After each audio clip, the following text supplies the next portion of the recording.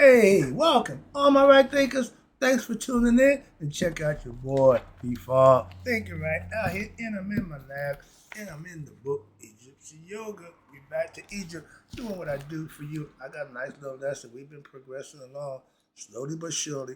We're gonna give you a little philosophy on the Buddha. Let's talk about it. Rightisms, 25 rules to live by. Storytelling, story with a message. There's always a message in my stories for life. I give life lessons. You tune in and receiving them. I appreciate you. We got a good thing going. Let's do what we do. Right thinking, mission is to enlighten, inspire, educate, and motivate you, the individual, to a higher spiritual level of enlightenment. Right thinkers way of life through mental and spiritual discipline, practice daily, will help and guide you to obtain your goal of reaching spiritual enlightenment, aka know thyself. My mission that all right thinkers know thyself. If you're a right thinker, your goal is to know thyself. See where we're going with this? Let's get that together. So I asked the question, do you know you? You will when I get through. That's what I do for you. It's rhetorical, but if you know how to answer for yourself, tune in. I got you. A person who knows not and knows not that they know not is foolish. Disregard them. Don't be them. A person who knows not and knows that they know not is simple, but you can teach them. That's why I do what I do for you. I appreciate you too. Stay tuned. I got more for you. A person who knows not and believe and think that they know is dangerous. Avoid them. I do. A person who knows and knows not that they know is spiritually asleep. I can awaken them. I'm your spiritual alarm clock here to wake you up with knowledge of self. That's what I do for you. A person who knows and knows that they know is wise. Follow them. All these persons reside in you. Right thinkers, know thyself and always to Maya, be true. You see this right here? It's called a Buddhist wheel. I'm going to break this down for you in a minute. But this is the 8 essential things that you need to master according to the Buddhist philosophy. That's what we're going to work with today. Right thinkers, P-Funk's philosophy on the philosophy of the Buddha, circa 600 BCE. Let's talk about it. The Buddha, the Buddha is considered the enlightened one. I mean, he know himself. That's enlightenment. Develop a philosophy. There you go. Not a religion. A philosophy, a philosophical concept, and going to break it down for you as we go to show you why the Buddhist was more spiritual than most people. And the whole thing about God is totally different. Why? It's based on a philosophy that they practice. Let's go. It developed a philosophy that's based on ideas which existed where? Previously in what they call the Jain philosophy. In Asia and India is a big space. And they got a bunch of different religious concepts going on in there. And then you got the Upanishads, okay? The Buddha recognized what? That many people took the teachings to what he considered extreme. And I know just what he's talking about. Watch this.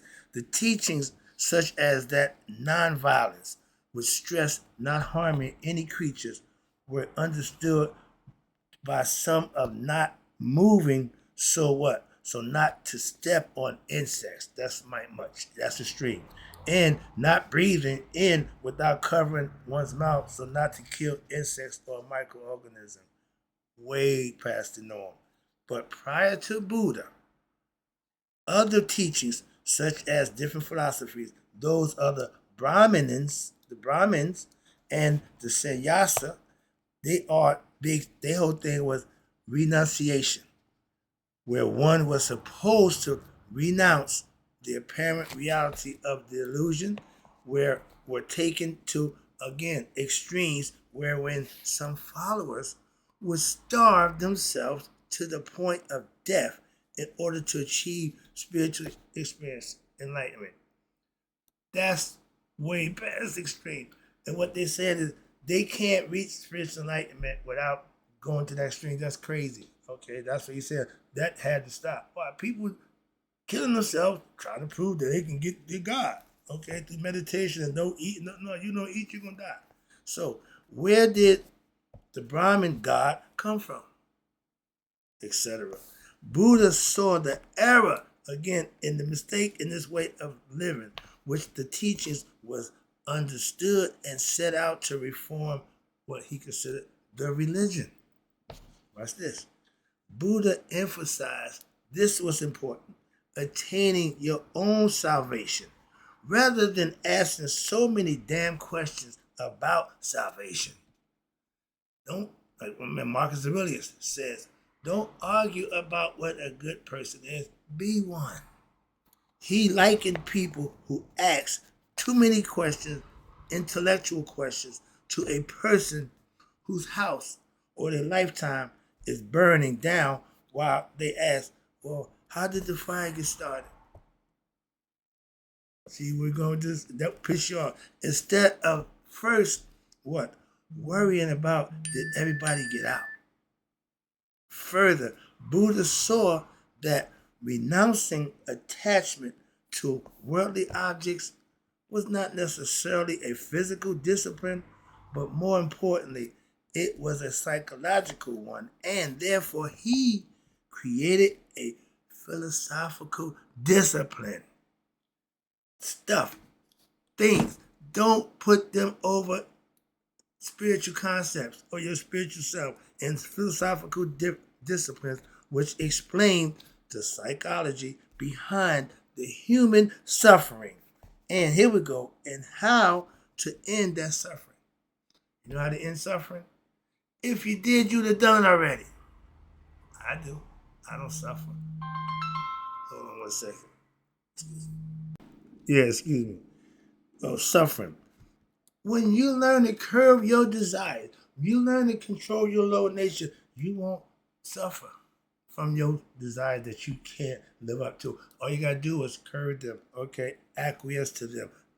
Don't give in to them. A philosophy that emphasizes balance. My girl, my yacht. Rather than extremes from one to the other. He also recognized that extremes causes mental upsetness because one extreme only leads to another. He figured that out. And so therefore, mental balance is what I tell you. When they say mental balance, I'm telling you, use both sides of your brain. You got two hemispheres, a left and a right. I'm teaching you or trying to teach you to use them equally. That's how you make better decisions. Knowing right from wrong, good from bad, and make a decision based on what's best for you. All that guessing, wishing, and hoping, don't get it done. Every now and then you get lucky, but that ain't the way you shouldn't rely on luck and hoping it work out. That's the dumbest thing in the world. But then you got, so therefore, what you got? The psychological discipline became the noble eightfold path. Meaning these are things that you're going to take in consideration that you want to make sure you got under control. I called it right thinking. They got the 8 right things. Watch this. The eightfold path, which was later adopted by who? The Indian sage, Patanjali. And he developed it into what they call 8 major yoga disciplines of Indian yoga. Remember, I gave you the 5 categories of yoga. He said there's 8, and he got it broken down from his Indian yoga philosophy, meaning one yoga in creation, and his goal is to reach nirvana. That's their way of saying nihas, or moksha, spiritual enlightenment, Christhood, horsehood. This is becoming one with your higher self. That's what it all breaks down to. I'm going to show you here again. The Buddhist way, they call it. Okay? This is the dot. This is where you want to go. And when you master each area of these, your philosophical concept, your thinking, and how you act as a character aspect of yourself, that's what they consider to be self-mastery. Okay? They do it different than Egypt. This is the Buddhist philosophy. Let's go. So now, in much the same way, watch this. This is the philosophy. Again, it's a philosophy. In much the same way, the term Christ refers to anyone who has what? Attained knowledge of self, aka Christhood, become Christ conscious. The term Buddha also refers to anyone who has attained the state of enlightenment. Knowledge of self, mastery, self-mastery. They call it nirvana. Y'all Christians call it Christhood. Egypt, we call it Nihas. Okay. But in this context, there have been many male and female Christs and Buddhas throughout history. Did you know that? Neither one got to be male or male. It's male and female. Why? Because it's the concept is free for both of us to learn, to acquire, to become. That's why. Who said only men can preach? Oh man, moving on. But that's don't make no sense. Excuse me. If you live in a fair and equal disputed society, how could somebody not be able to do something because of their sex? Oh, I forgot. Y'all got color race thing going everywhere. Y'all got nonsense going everywhere. Excuse me. But okay, let's set in motion this will of law that they called it, and it was deemed the noble truth of what? Suffering. The question is, what's the reason for suffering? I gave a little statement about my man from Alan Watts. The guy asked the master, why do we suffer? He said, we suffer because we desire. He said, okay, so how do I stop desiring? You figure that out. But the participation, when you figure out the role you play in participating in the world process of things and stuff, materialism, once you get past that, you'll be better off. That's where we headed. Watch this. So one is unhappy. Why? Because one is invariably expect to find happiness in worldly things. If you looking for stuff and things and people to make you happy, you will never be. That's what they say. I've been telling you that for the longest. Happiness starts from within. And when you master these eightfold concepts of the path of righteousness or enlightenment, that's how you do this. First of all, it says here, the noble truth of the cause of suffering. They're going to break it down for you. The cause of suffering, according to them, and I agree 100%, ignorance. If lack of knowledge, meaning being ignorant, is our problem, you think we work on that? No, we still have the same problem. Lack of knowledge. Why? Because we're still ignorant. And that's the problem right there. They call it avijja. You have a fundamental misconception about reality. Again, I see no other single hindrance such as this hindrance of what? Ignorance to our people that's obstructed by which mankind for a long, long time runs on. Somebody gave you that. Round and round in circles. Okay? That's the Ouroboros. You chase your tail. You're getting nothing done. If you're on a computer, when that thing start doing that buffering, you ain't getting nothing. And that's what being ignorant means. You can just go around and around and get nothing. That's the concept. But the noble truth of the end of suffering. Now, let me help you out with this. This is how you can personally take control and stop your own suffering in your life. What's this? The monks do it all the time. And anybody in India, they all practice it. What is it? The end of suffering. How you end suffering? If ignorance causes the suffering, enlightenment, aka nirvana, will take care of suffering. What's this? The way to nirvana, the eightfold and the basics of Buddha becoming enlightened is the teachings that the Buddha was teaching. Watch this. They had a philosophy. The Noble Eightfold Path. It starts out with the Noble Eightfold Path is the practical means for you to detangle the knot of your own ignorance and the illusions of what's going on around you in the world. You can live in the world. You ain't got to be of it. Everybody worrying about what's going on in the world. Ain't none of that stuff bothering me. When it comes to my door, then it'll be a problem. As long as it's around the corner, up the hill, down the hill, around it ain't my problem. Well, when it becomes my problem, I deal with it accordingly. But I'm not going to worry about somebody else's problem. That's what I'm trying to tell you. And once you get better at that, everybody has the same better. Everybody be fine. Watch this. So now, this is what you can practice. Ain't nobody got a lock on it. This is the Buddha philosophy. The Noble Eight Path is the practical means, meaning what? You can put it to you. You can practice it and get your own results. Let's go. Now, I'm about to teach. The first one is right understanding. That means Right understanding is learning how to see the world as it truly is. Again, the illusion, the ignorance, the delusion, the thinking that this is real. All those things are for ignorant people, and the masses is full of them. Sorry to say it, but that's a fact. And we want that. They want the more ignorant, the more they can do what they do to you. The second part, number two, right thought, right thinking, is understanding that thought has great power on oneself and others, and that whatever you focus on gains more life. So now that becomes you. You become it. As a man thinketh, so he is. They know that. So if they can get you thinking wrong, they know you can't get right. They call it religion. Moving on. I keep telling you that. Next, number three, these are things that you should harness, understand, and master for yourself. And that way, they can't trick you. And your personal thing is to reach happiness within yourself. So what they're doing don't mean a damn thing. When you practice these things for yourself, outside entities don't matter. Right speech, one of my favorites, Makadu.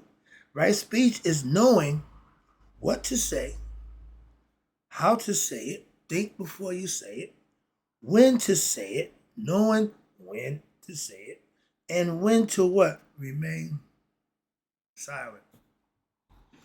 That's a art in itself. Learning how to speak, when to speak, and know when not to speak. That's the art form also. You gotta practice that. You do more listening than talking. If I'm in an environment where I can't get a word in, I don't need to be there. Why? I got things to say. I got something to say. Or if I'm in an environment when I'm doing the talking, oh, I'm comfortable. Why? I know I'm engaged in that. But if I'm somewhere I ain't engaged, I don't need to be here. Okay? You will not get an intelligent conversation from an ignorant person. And you will not have an intelligent group of people to talk to if they're all ignorant.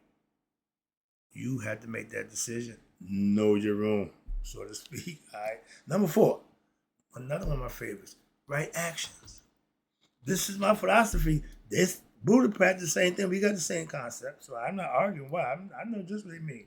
Right action is when your guidelines for controlling your what emotions, your behavior, and allowing what calmness and peace of mind to pursue what your own enlightenment. You have to put in the work. You have to be diligent and consistent in what you're trying to get done for you. And they got some byproducts that go with this one, right action. Not intentionally taking the life of another creature. That means y'all hunters, they shouldn't do that. Number two, not taking anything which is not freely given. That's stealing. If you take a people's God, ain't nothing you won't take. When you take a people's God, you taking everything that they got and you have no regrets, no remorse at all? Really? And here they just said, don't take anything that's not freely given. We didn't freely give y'all the right to do that to us. Moving on, another lesson. But the third caveat to that is five of them. I just gave the first two. First one, not intentionally taking life of a creature. Not taking anything which is not freely given. A lot of people don't follow that rule. Number three, not indulging in irresponsible sexual behavior, sleeping around, side chicks, side guys, whatever you want to call it, side piece. Okay, that means male and female. All right, y'all both do it. My thing is that if I don't do it, I'm gonna talk about it. So if I was doing it, I really can't. That's pot calling kettle black. I don't do that. That's hypocritical also.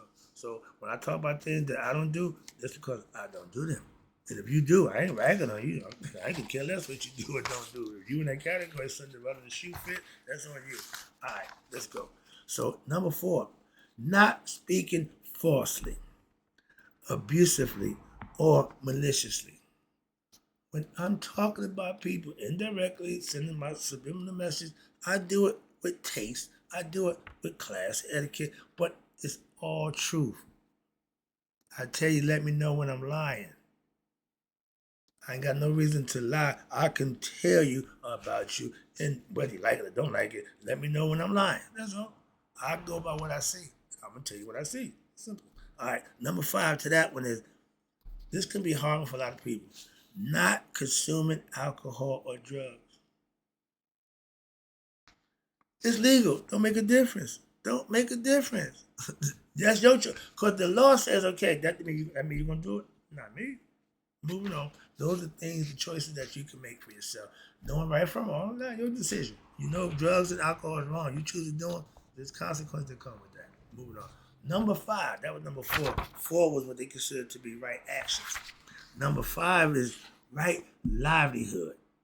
That means making a living in such a way as to benefit oneself and hopefully helping others.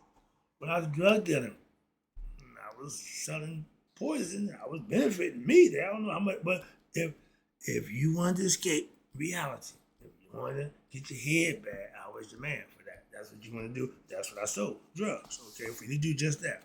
Next one is number 6, right effort. If you ain't putting forth no effort for God, God ain't gonna put forth no effort for you.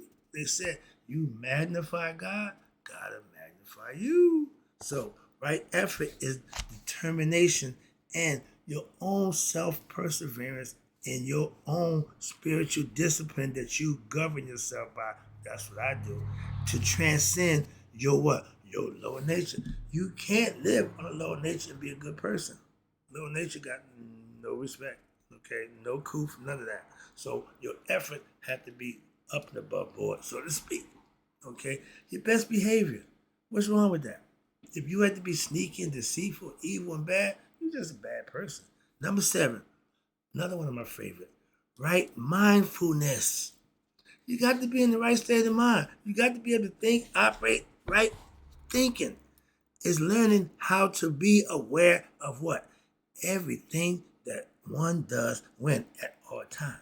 Why? You're responsible. Who you think at Judgment Day gonna be responsible for everything you did in your life? You.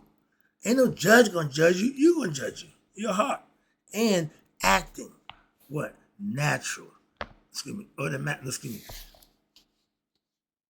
Right mindfulness is learning how to be aware of everything that one does when at all times and not acting automatically, which is reacting to events as if you were an animal. That's the 3 levels of on the chain of chakra system. 3 levels. From 3 down, you still fail. Why? Because 3 is considered beastly nature, and if a human being does that by reacting like instinctively like animals, that's what they call the beastly nature. You got to rise above that. Number 8 is what we call right meditation. I don't see no way of getting to God without meditating. I can't for the life of me understand how you communicating with God if you're not meditating. And if you got another way, please let me know. I don't know no other way. I'm just speaking from my own. I don't have that's information that I don't have knowledge of. So please help me out with that one. So right meditation is a way to transcend, aka communicate into your higher form of consciousness, including there's 4 stages with form and the 4 stages without form. These comprise what they call successful levels of introvertness. You have to go into yourself to know yourself. I tell a story. When I was in prison, I did 2 years in solitary confinement. In 2 years, stop that nonsense. 2 months. That's 60 days, back to back. When I come up out of there, I knew me some me. I knew me some me. Why? That's all I had time to do. For 60 days, ain't think about nothing but me. Very interesting. Okay, I got a dude who did 13 months. I don't know how he did it. To this day, I think I'm strong and mentally, but woo-wee. But again, when you handle your business, whatever it is, you got to handle it. If you put yourself in that predicament, God bless you. That's what you got to do. The consequences of your actions. Mine got me there. I know that. That's why I don't blame it on nobody. I said, I learned a lot about myself. Okay? And right there, because that's the lesson about the Buddha, the Buddha philosophy. But they thought following these things would help them get to the state of what? Nirvana. Peaceful. Hotel, we call it. But nirvana state of what? Happiness within oneself. You are the beneficiary of the person who, if you put the work in, the results will be all yours. That's what it's all about. Hope you enjoyed the lesson. Right thinkers, I gotta go. I'll be right back. I'm gonna get into the Kabbalah or Chinese philosophy. We'll pick one up. But I'll be right back. Right thinkers, in closing, may you all live to be 100. Me, 100 minus a day. So I never knew my right thinkers who now know a little bit more about the Buddha philosophy and passed away. Excuse me.